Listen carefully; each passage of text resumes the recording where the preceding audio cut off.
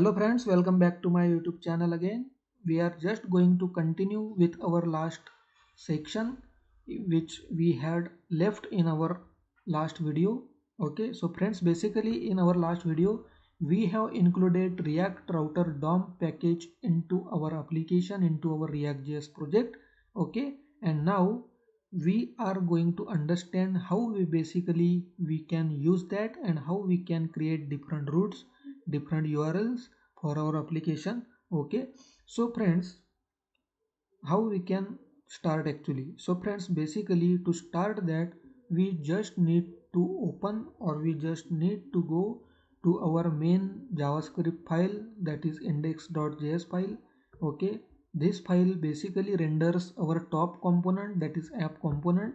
So that's why we just need to come to that file, and inside of that file we will just require one package from React Router DOM. Okay, and that is browser router.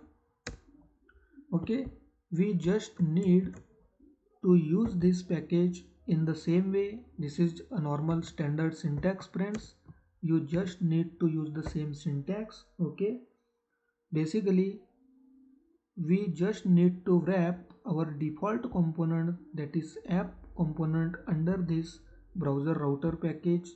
Now we can call this as package or any utility or any higher order component. Okay, so basically first step is that we just need to wrap our default component under this browser router. Okay, and you can see friends, as soon as I I just called browser router package, React automatically installed this imported this package into my component. Okay, in that case in this index.js file. After that there is a second step. Now in second step we are going to actually create different URLs, that is different routes for our application. So how we can create different routes? So basically friends, if you can see in this file, you can see there are again two small utilities or two small packages are imported in the same file, in same component, and these are route and routes. Okay, and they are also coming from same React Router DOM. So if you see here, browser router is actually is coming from React Router DOM. Okay, which we have installed in last video. After that, route and routes are also coming, are also getting imported from the same package. Okay, so they are just part of React Router DOM package which we have installed in our last video. Okay, so first step is that just wrap our default component, that is top component, with this browser router higher order component. After that we can create different routes for our application. So how we can create different routes? So basically friends, here is again a standard syntax. First you just need to call this routes. Okay, this way, just routes, you can see, and after that inside of that routes we can just create different route. Okay, so this is actually a difference between routes and route. Okay, now what is next?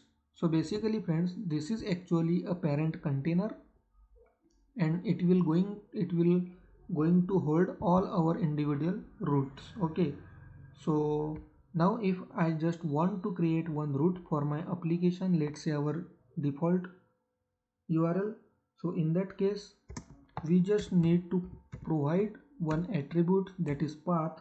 Okay, similar to this, and just provide slash, and slash will be a normal default URL. Okay, so slash will represent localhost colon 3000. Okay, and after that, after passing a path, we just need to tell this route that which particular component should get reloaded on this URL. Okay, so to explain that or to configure that, we just need to use another attribute, that is element, and in that element we just need to pass our any component which we are expecting to show to our user.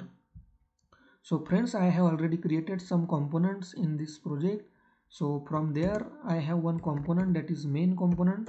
So basically I have just want to render main component when user will access our default URL. Okay, so this will be our one route. After that we can create another route. So let's say login. Okay, you can see I have different components already created. So let's say login. I just want another route, another URL in the same application. It will be login, and after accessing login I just wanted to display or render my login component. So I will just configure login component here. Let's say if I create one another route, and this time it will be for register page. So I will just change my component, that is register. Okay friends, so this way I have created three different routes for the same application, and now if we access these different routes we will able to see our respective components. Okay, so this is our default URL. This normal slash will always represent our default URL, that is localhost 3000. Okay, so if I save this file and if we navigate to our browser, now let me close this. You can see if I enter 3000, currently we are not able to see anything. So friends, why we are not able to say anything? Okay, is anything going wrong? So for that confirmation we just first need to check whether our component is getting rendered or not. So if we open our file, that is app.js, where we have configured this route in on this path, actually on localhost 3000, what we are going to render, we are going to render main component. Okay, so first let's check what is in main component. Okay, what is there inside in main component. So open main components file, and you can see we have rendered nothing from here. Okay, so first we will just need to add any message. Okay, let's say this is this is main component. Okay, this is main component.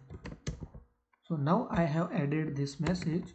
Now we definitely will be able to see this is main component. Okay, so basically on this URL now our main component is getting rendered. Okay, now if we access another route, that is slash login, on that URL our login component will get rendered. Okay, and main component will get disappear. Okay, so just try that. Login, you can see this is login page. If we access register, you can see, sorry, I think spelling mistake is there, register. Yeah, so you can see this is register page. Okay, so all this actually is coming from register. Okay, so basically friends, this is a way of creating and using router in React. This way we can create different routes for our application, and we can render specific components on respective URLs. Okay, so basically in this video we have learned how we can implement routing, how we can use browser router, and how we can use routes and route packages, how we can create different routes, and how we can access those routes in our application. Okay friends, there is one more thing remaining in the context of routing, and that we are again going to explore in our another video. So please continue the same playlist. If you guys are really liking my videos, please do one like, please do one subscribe, please share to all our friends. Okay, and let's meet in our another video. Till that moment, bye friends.